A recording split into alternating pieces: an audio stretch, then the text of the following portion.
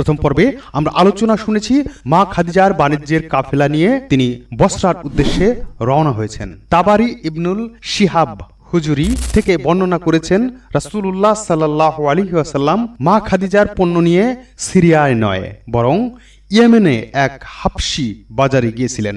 তবে সিরিয়ায় যাওয়ার বর্ণনাটাই অধিকাংশ প্রসিদ্ধ।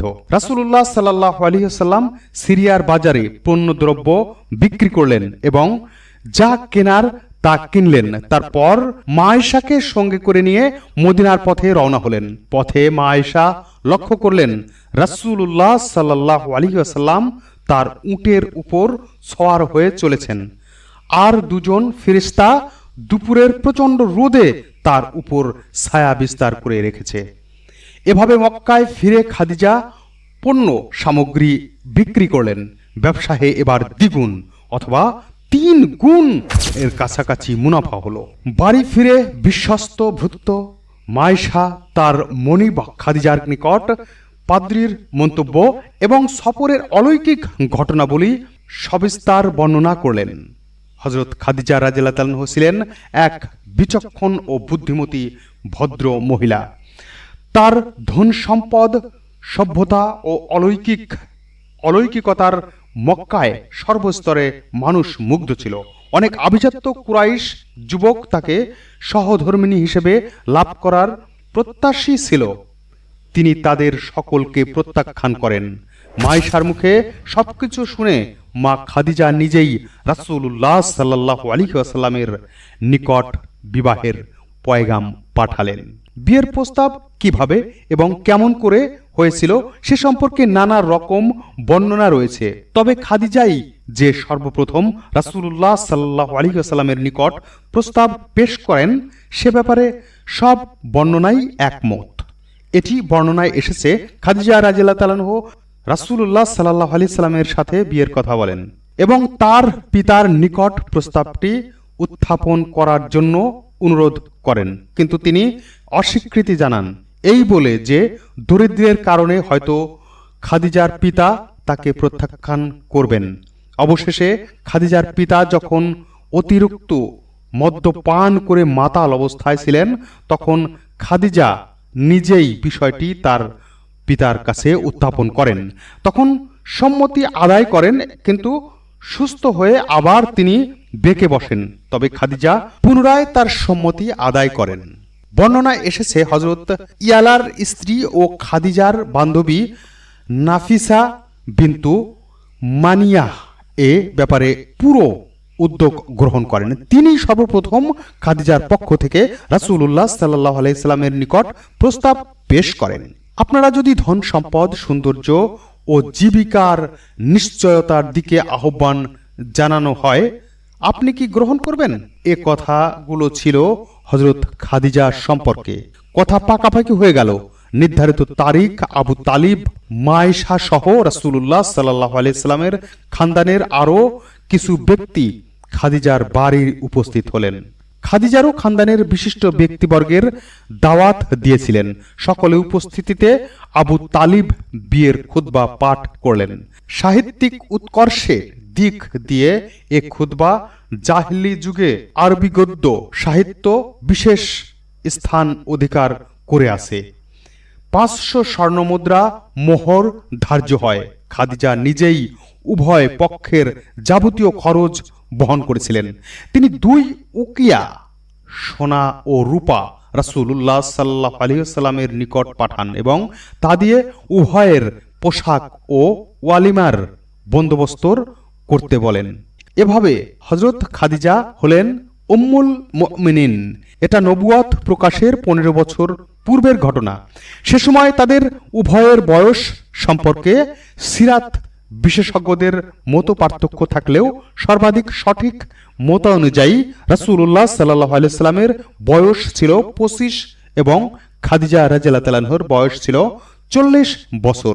বিয়ের 15 বছর পর নবী করিম সাল্লাল্লাহু আলাইহি ওয়াসাল্লামের নবুয়ত লাভ হয়। তিনি খাদিজা রাদিয়াল্লাহু তাআলা আনহার সর্বত্র এ বিষয়ে অবহিত করেন। পূর্ব থেকেই খাদিজা রাদিয়াল্লাহু তাআলা আনহা রাসূলুল্লাহ সাল্লাল্লাহু আলাইহি ওয়াসাল্লামের নবী হওয়ার সম্পর্কে দৃঢ় প্রত্যয়ী ছিলেন। সহিহ বুখারী ওহির সূচনার মাধ্যমে একটি হাদিসে বিস্তারিত আলোচনা এসেছে। হযরত আয়েশা রাদিয়াল্লাহু তাআলা আনহা বলেন, রাসূলুল্লাহ সাল্লাল্লাহু আলাইহি ওয়াসাল্লাম প্রথম ওহির সূচনা হয় ঘুমের সত্য স্বপ্নের মাধ্যমে। স্বপ্নে যা কিছু দেখতেন তা সকালবেলায় সূর্যের আলোর ন্যায় প্রকাশ পেত। তারপর নির্জনে থাকতে ভালোবাসতেন। খানাপিনার সঙ্গে নিয়ে হীরা গুহায় চলে যেতেন। সেখানে একাধারে কয়েকদিন ইবাদতে মশগুল থাকতেন। খাবার শেষ হয়ে গেলে আবার খাদিজা রাদিয়াল্লাহু তাআলা আনহার কাছে ফিরে আসতেন। খাদ্যদ্রব্য নিয়ে আবার গুহায় ফিরে যেতেন। এ অবস্থায় একদিন তার কাছে সত্যের আগমন হলো। ফেরেশতা এসে তাকে বললেন, আপনি পড়ুন। তিনি বললেন, আমি তো পড়ালেখার লোক নই।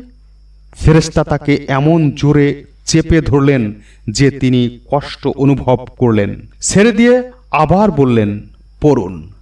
তিনি আবারও বললেন, আমি তো পড়ালেখার লোক নই। ফেরেশতা দ্বিতীয় ও তৃতীয় বারও তার সাথে প্রথমবারের মতো আচরণ করলেন। অবশেষে বললেন, পড়ুন আপনার প্রতিপালকের নামে, যিনি সৃষ্টি করেছেন মানুষকে জমাট রক্তপিণ্ড থেকে। রাসূলুল্লাহ সাল্লাল্লাহু আলাইহি ওয়াসাল্লাম ভয়ে কাঁপতে কাঁপতে ঘরে ফিরলেন। মা খাদিজাকে ডেকে বললেন, আমাকে কম্বল দিয়ে ঢেকে দাও। তিনি ঢেকে দিলেন। তার ভয় দূর হয়ে গেল। তিনি খাদিজার নিকট পুরো ঘটনা খুলে বললেন এবং নিজের জীবনের আশঙ্কার কথা ব্যক্ত করলেন। খাদিজা বললেন, না, তা কখনো হতে পারে না। আল্লাহর কসম, তিনি আপনাকে লাঞ্ছিত করবেন না। আপনি আত্মীয়তার বন্ধন দৃঢ়কারী, গরিব দুঃখীর সাহায্যকারী, অতিথি পরায়ণ ও মানুষের বিপদের সাহায্যকারী। খাদিজা রাদিয়াল্লাহু তাআলা আনহা রাসূলুল্লাহ সাল্লাল্লাহু আলাইহি সাল্লামের সঙ্গে করে নিয়ে তার চাচাতো ভাই ওয়ারাকা ইবনে নওফেলের নিকট নিয়ে যান। সেই জাহলি যুগে তিনি খ্রিস্টান ধর্ম গ্রহণ করেছিলেন। হিব্রু ভাষায় ইনজিল কিতাব লিখতেন। তিনি বৃদ্ধ ও দৃষ্টিহীন। খাদিজা রাদিয়াল্লাহু তাআলা আনহা বললেন, শুনুন তো আপনার ভাতিজা কি বলে। তিনি জিজ্ঞেস করলেন, ভাতিজা তোমার বিষয়টি কি? রাসূলুল্লাহ সাল্লাল্লাহু আলাইহি ওয়াসাল্লাম পুরো ঘটনা বর্ণনা করলেন। শুনে ওয়ারাকা বললেন, এ তো সেই মানুষ আল্লাহ যাকে মুসা আলাইহিস সালামের নিকট পাঠিয়েছিলেন। আফসোস, সেদিন যদি আমি জীবিত ও সুস্থ থাকতাম, যেদিন তোমার দেশবাসী তোমাকে দেশ থেকে তাড়িয়ে দেবে। রাসূলুল্লাহ সাল্লাল্লাহু আলাইহি ওয়াসাল্লাম জিজ্ঞেস করলেন, এরা আমাকে দেশ থেকে বের করে দেবে? তিনি বললেন, হ্যাঁ, তুমি যা নিয়ে এসেছো, যখনই কোনো ব্যক্তি তা নিয়ে এসেছে, সারা দুনিয়া তার বিরোধিতা করেছে। যদি সে সময় পর্যন্ত আমি বেঁচে থাকি, তোমাকে সব ধরনের সাহায্য করব। বুখারী প্রথম খণ্ড। এ ঘটনা অল্প কিছুদিনের মধ্যেই ওয়ারাকা মৃত্যুবরণ করে। ইসলাম গ্রহণের পর হযরত খাদিজা রাদিয়াল্লাহু তাআলা আনহা তার সকল ধন সম্পদ তাবলীগে দ্বীনের লক্ষ্যে ওয়াকফ করে দেন। রাসূলুল্লাহ সাল্লাল্লাহু আলাইহি সাল্লাম ব্যবসা বাণিজ্য ছেড়ে আল্লাহর ইবাদত এবং ইসলাম প্রচারে আত্মনিয়োগ করেন। সংসারের সকল আয় বন্ধ হয়ে যায়। সেই সাথে বাড়তে থাকে খাদিজার দুশ্চিন্তা। তিনি ধৈর্য ও সহনশীলতার সাথে সব প্রতিকূল অবস্থা মোকাবেলা করেন। আল ইস্তিয়ার গ্রন্থে বর্ণিত হয়েছে, মুশরিকদের প্রত্যাখ্যান ও অবিশ্বাসের কারণে রাসূলুল্লাহ সাল্লাল্লাহু আলাইহি ওয়াসাল্লাম যে ব্যথা অনুভব করতেন, খাদিজার কাছে এলে তা দূর হয়ে যেত। তিনি রাসূলুল্লাহ সাল্লাল্লাহু আলাইহি ওয়াসাল্লামকে সান্ত্বনা দিতেন, সাহস ও উৎসাহ দিতেন। তার সব কথাই বিনা দ্বিধায় বিশ্বাস করতেন। মুশরিকদের সকল অমার্জিত আচরণ তিনি রাসূলুল্লাহ সাল্লাল্লাহু আলাইহি ওয়াসাল্লামের কাছে অত্যন্ত হালকা ও তুচ্ছভাবে তুলে ধরতেন। নবুয়তের ৭ম বছর মুহররম মাসের কুরাইশরা মুসলমানদের বয়কট করে। তারা শিয়ারে আবু তালিবে আশ্রয় গ্রহণ করে। রাসূলুল্লাহ সাল্লাল্লাহু আলাইহি ওয়াসাল্লামের সাথে খাদিজাও সেখানে অন্তরীণ হন। প্রায় ৩টি বছর বনি হাশিম দারুণ দুর্ভিক্ষের মাঝে অতিবাহিত করে। গাছের পাতা ছাড়া জীবন ধারণ করার মতো কোনো অবস্থাই তাদের ছিল না। স্বামীর সাথে খাদিজাও হাসি মুখে সে কষ্ট সহ্য করেন। এমন দুর্দিনে হযরত খাদিজা রাদিয়াল্লাহু তাআলা আনহা নিজেই প্রভাব খাটিয়ে বিভিন্ন উপায়ে কিছু খাদ্য খাবারের ব্যবস্থা মাঝে মাঝে করতেন। তার 3 ভাতিজা হাকিম ইবনুল হিশাম, আবুল বুখতারি ও সুমা ইবনুল আসওয়াদ তারা সকলে ছিলেন কুরাইশ নেতৃবর্গের অন্যতম। অমুসলিম হওয়া সত্ত্বেও তারা বিভিন্নভাবে মুসলমানদের কাছে খাদ্যশস্য পাঠানোর ব্যাপারে বিশেষ ভূমিকা পালন করেন। একদিন হাকিম ইবনুল হিশাম তার চাকরের মাধ্যমে ফুফু খাদিজা রাদিয়াল্লাহু তাআলা আনহার কাছে খাদ্য পাঠাচ্ছিলেন। তাতে ছিল কিছু গম এবং কিছু আটা। পথে আবু জেহেল বাধা দেয়। হঠাৎ আবুল বুখতারি সেখানে উপস্থিত হন।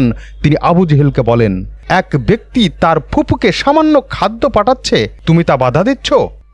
তখন নামাজ ফরজ হওয়ার হুকুম হয়নি। হযরত খাদিজা রাদিয়াল্লাহু তাআলা আনহা ঘরের মধ্যে রাসূলুল্লাহ সাল্লাল্লাহু আলাইহি সাল্লামের সাথে সেই প্রথম থেকেই নামাজ আদায় করতেন।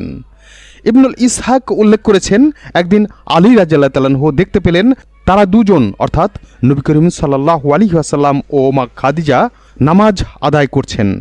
আলী রাদিয়াল্লাহু তাআলা আনহু জিজ্ঞেস করলেন, মুহাম্মদ সাল্লাল্লাহু আলাইহি ওয়াসাল্লাম, এ কি?